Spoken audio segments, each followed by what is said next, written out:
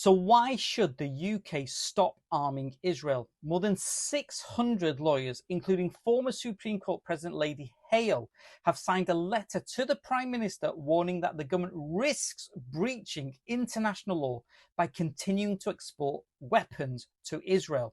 This 17-page letter from leading lawyers to the UK government amounts to legal opinion states. While we welcome the increasingly robust calls by your government for a cessation of fighting and the unobstructed entry to Gaza of humanitarian assistance, simultaneously to continue the sale of weapons and weapon systems to Israel, and to maintain threats of suspending UK aid to UNRWA, United Nations Relief and Works Agency, falls significantly short of your government obligations under international law. The letter refers to three significant developments since lawyers first wrote to the government on the 26th of October. One, the provisional order of the International Court of Justice dated the 26th of January 2024, by which the court concluded that there was a plausible risk of genocide in Gaza. Two, the United Nations Security Council Resolution 2728 on the 25th of March 2024, demanding an immediate ceasefire during the month of Ramadan. And three, the worsening situation in Gaza, where the United Nations and international aid agencies warn of imminent famine and where a ground offensive is threatened in Rafah, the last place of refuge for 2/3 of the population.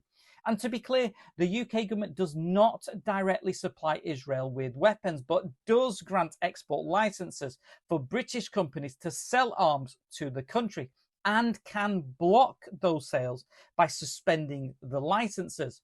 So while more than 600 prominent lawyers sign a letter that calls for the end to exports as a measure to prevent genocide, and repeats the ICJ's grave concerns about hostages, and follows aid workers being killed in an Israeli airstrike, including 3 British citizens, and more than 30,000 people have been killed, mostly women and children to date, as well as the wholesale destruction of hospitals, churches, mosques, and residential buildings in Gaza, the UK government has not stopped arms sales to Israel. This is despite the SNP and Liberal Democrats and a number of Labour and Conservative MPs calling for suspending arms sales to Israel.